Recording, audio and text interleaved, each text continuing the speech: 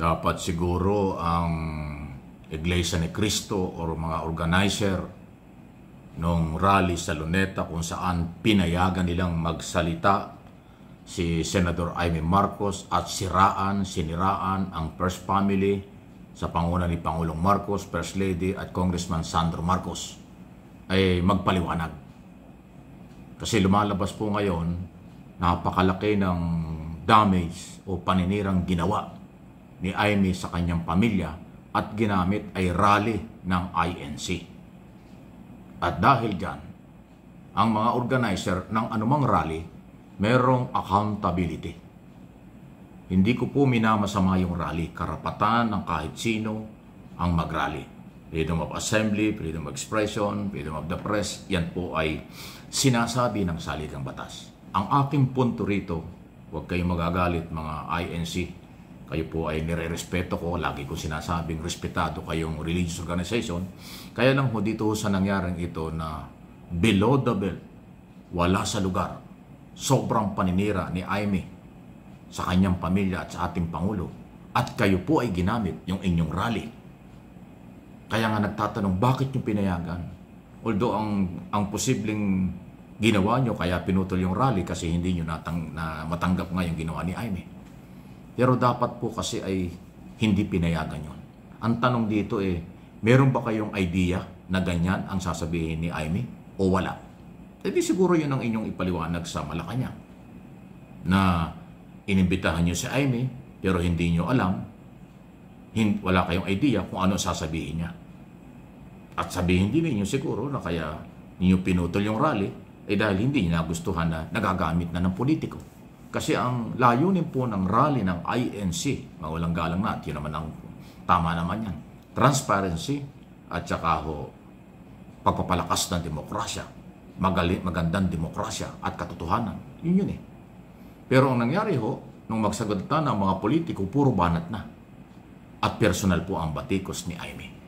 Kaya hindi ko naman kayo nautusan, pakinalang po para naman maramdaman ng Malacanang na kayo po ay maako sa pananagutan at nagpapaliwanag na wala kayong kontrol kung hindi nyo alam ang sinabi ni Amy. Kasi po, doon sa sagot ng Pangulo sa press conference sa Malacanang na hindi ang kanyang kapatid na si Amy ang kanilang nakita sa telebisyon. Ibig sabihin, nagulat siya, ano na ang kalagayan? Nababahala nga ang Pangulo Si Pangulong Marcos nababahala kay Amy sa kanyang kalagayan ngayon kasi hindi na si Amy Marcos ang kanilang nakikita at naririnig. Ibang Amy Marcos na itong bumabati ko sa kanya. Ang problema, ginamit yung rally ng INC sa Luneta. Yun po yung punto ron ko. So, okay lang po mag-rally, alang problema, lahat tayo may karapatan. Pero yung mga speaker, kung mamimersonal at mamumulitika, dapat po maiwasan yun. Alam kong nasaktan din ang organizer at ang Iglesia ni Cristo sa ginawang yan. Maaring may mga sektor na natuwa, tulad ng mga Duterte supporters, DDS, yan, talagang natutuwa yan sa kasamaan. Natutuwa yan sa mga ganyang batikos.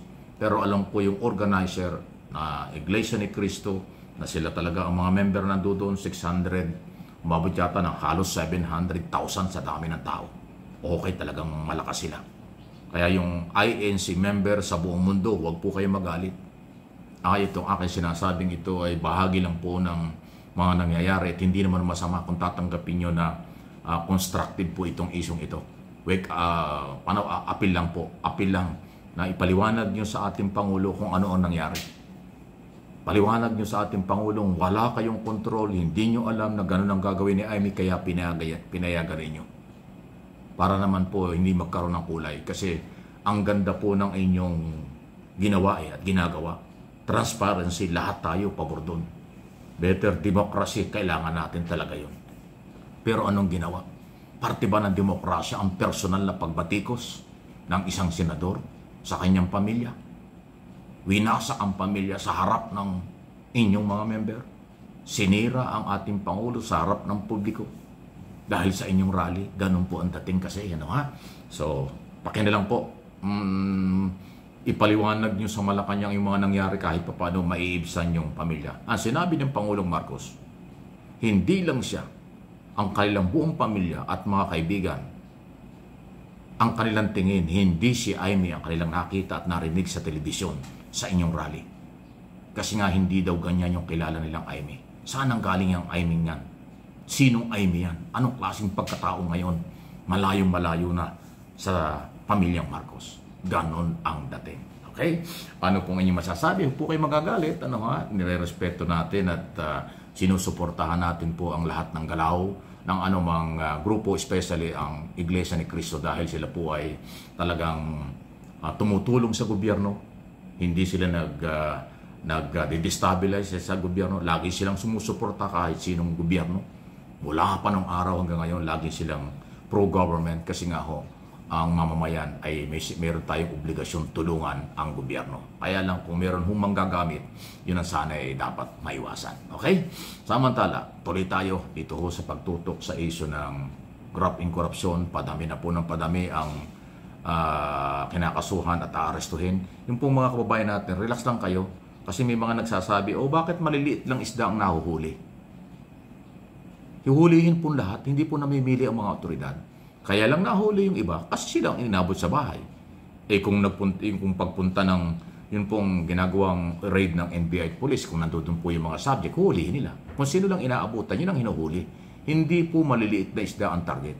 Hindi po maliliit na tao ang target. Lahat sila. Mula sa dating Speaker Romualdez, Saldico, Senador Escudero, Senador Villanueva, Senador Revilla, Senador Nancy Binay, Senador Estrada, lahat pong senador na pinangalanan at lalabas pa, pati mga congressman. Yan po'y aarestuhin kapag may warrant of arrest na. Wala pa namang warrant of arrest dun sa iba eh. Ang meron lang si Saldico at yung mga Regional Director Engineer ng DPWS. Kaya yung iba'y nahuli at sumurrender pa. Hindi po namimili. Huwag niyong sabihin na namimili lang po ang gobyerno para sinabi niyong namimili lang ang batas. Hindi po ganon. Masyado naman kayo mapanghusga. Yung nagsasabing namimili lang ng huhulihin, makitid ang isip mo. Hindi mo alam ang proseso. Ikaw ang one-sided. Ikaw ang bias. Kayo yung wala sa hulog. Diba? Kung Pilipino tayo, Pilipino ka, na nagsasabing namimili ang gobyerno ng huhulihin, dapat tumulong ka. Ituro mo yung may mga warrant of arrest. Ikaw bilang Pilipino, ikaw ay may karapatan o obligasyon tumulong sa mga otoridad para makita at mahuli ang mga dapat hulihin. Huwag niyo sabihin na namimili. Ang batas hindi namimili. Ang order ng court, warrant of arrest from Sandigang Bayan, hulihin lahat. Ang sabi ng Pangulo, hulihin lahat. So, ang nahuhuli, yung inaabot sa bahay. Ay, yung iba nag-abroad ng iba nagtago. Kaya hindi nahuli. Pero huhulihin niya. Huwag po naman ganon. Huwag nating sirain ang gobyerno dahil lang sa kababawan ng inyong kaalaman. Sa kababawan ng inyong kaisipan or dahil siguro anti-Marcos kayo. Kaya ganon ang comment nyo. Okay? Ayoko ng pangalanan kasi meron talagang ganon tao eh. Pero tayo po, magmahal, magmalasakit, tulungan natin ang gobyerno dahil ang batas ipinatutupad ng pantay-pantay.